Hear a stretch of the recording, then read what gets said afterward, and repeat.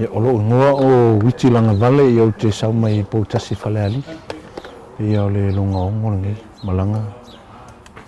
Kalunga a wait po kalamengi ia le RSI whaleali. Ia saloe le kau whamakala inga le au ngā o po kalamengi le ngaka moa au ia mai se fo le au malanga. Salo fo i ua kai kalinga fo e whaalongo ia kala ave mai o whaleali. Ia whailau whamakalango kongol makongu.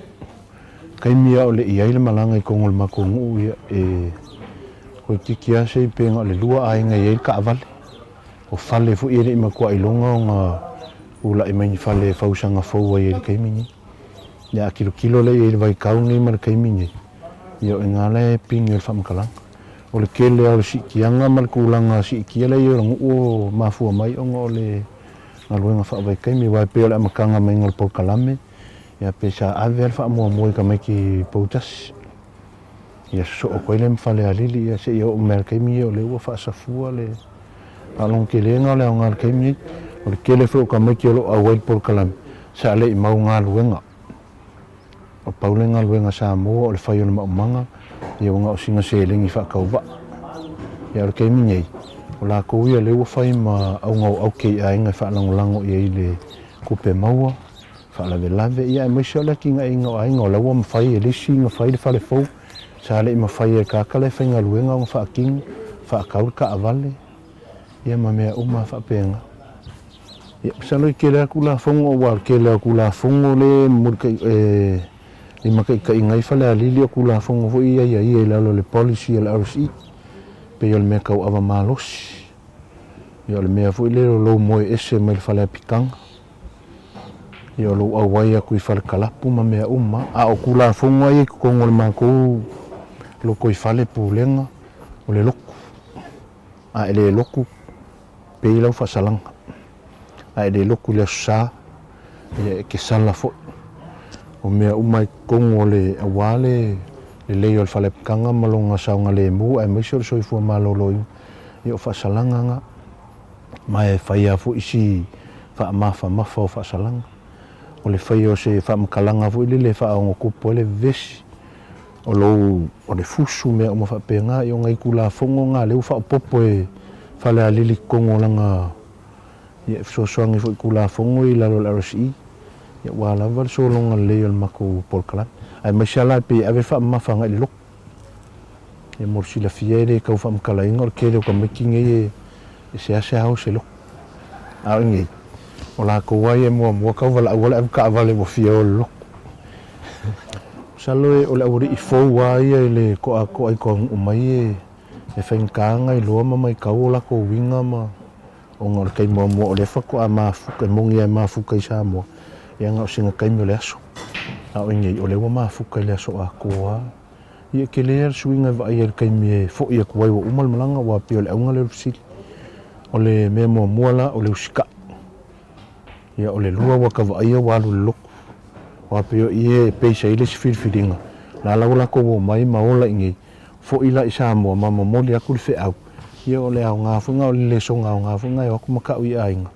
I le au ngai le ngaka o le ngsausu e kurukupe. Ia le walu waku ma le oso kau. Malama le sa fie lo loko. Wa iloa urmene ngor kuspa ia. Wa iloa usul pese mai le kuspese. Au mea sa le masang pe o ngai suinga ngā leka kilo kai ai mai lea kaimi lea kaimi. Pe ia o le kuma le anga. Wa e mongi e ngaluenga ia langa e waku Samoa le ise. Ia me se fo i o le suinga le o langa fo i le mai le laku i ngei whaakau ka avale. Sa masangi ngā uso e whaakale le pasi. Ia lau oso ai e lanka avale alu e whaini me loko i ai. Me o mawhapenga. Sa whaalangolango fo i mākua e mua me se kupe al kaimi. Ia o lau whaalangolango i mākua male ainga. Pe o suinga ngā i fo i aku i ngā ua mai al malanga. Ia whaakase i male whaakeri se ango inga. Ia o ngā mākua e o ke le loko. Whaamua le ri i meo. Ai o ngō le salofo i o le kilo le sunga tuatanga loa. I winga whaalia o ngā e ingisio ka ika. Pe e stand outa e pe e le whaaleanga fo i le lako ngaluenga. Ia e pe e le ia e mo loo kakari kongunga wa au i ngā ua kula i mai. Ia e kakauanga sau lalo le level e i ka meki e mili whaakasi. Pe vo la ufa malo si e wali ia ka ika. Ia ia kai mi ke kuai o ora kai ka. Fai lo kiuke. Fai mea uma kau fai e fo kai mi kau ke ui fo ilalo.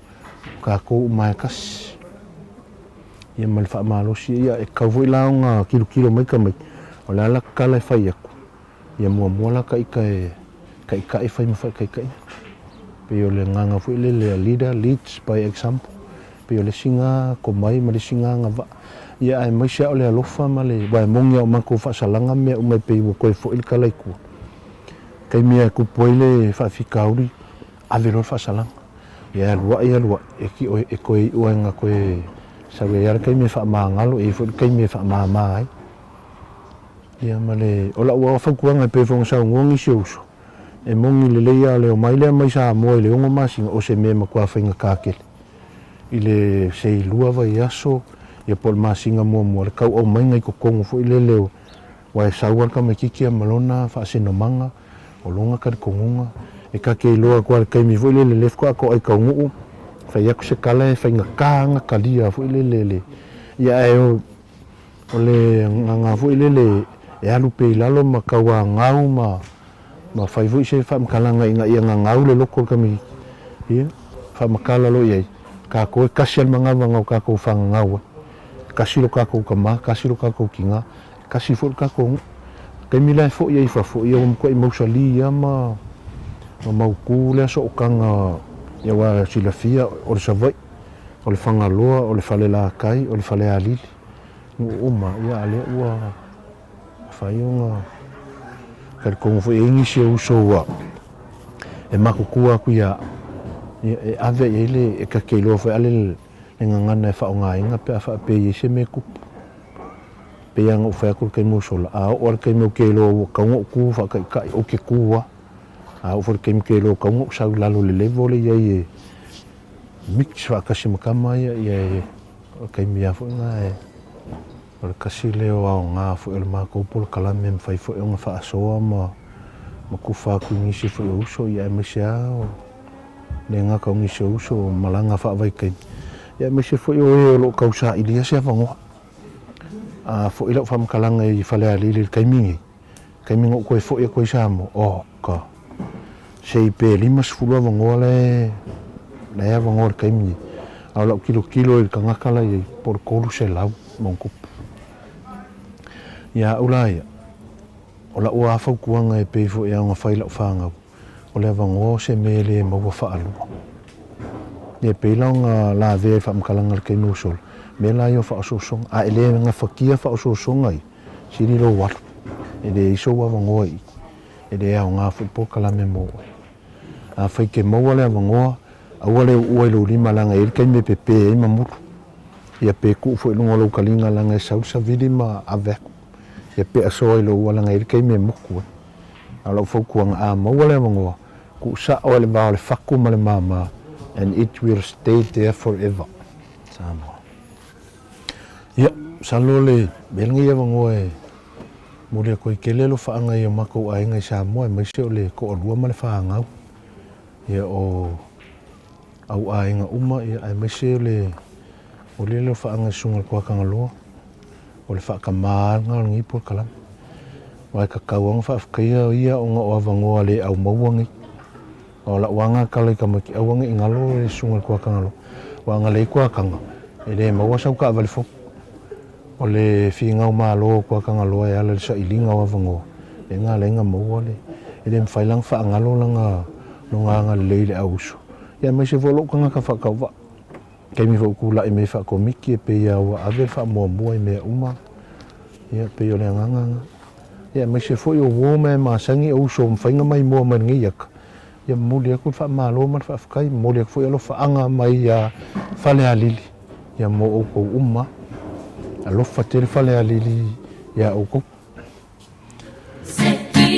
oh yeah iyo Seki works Fala amalo Ileto Sala Maria Malaki Seki oe, Seki au, Seki works.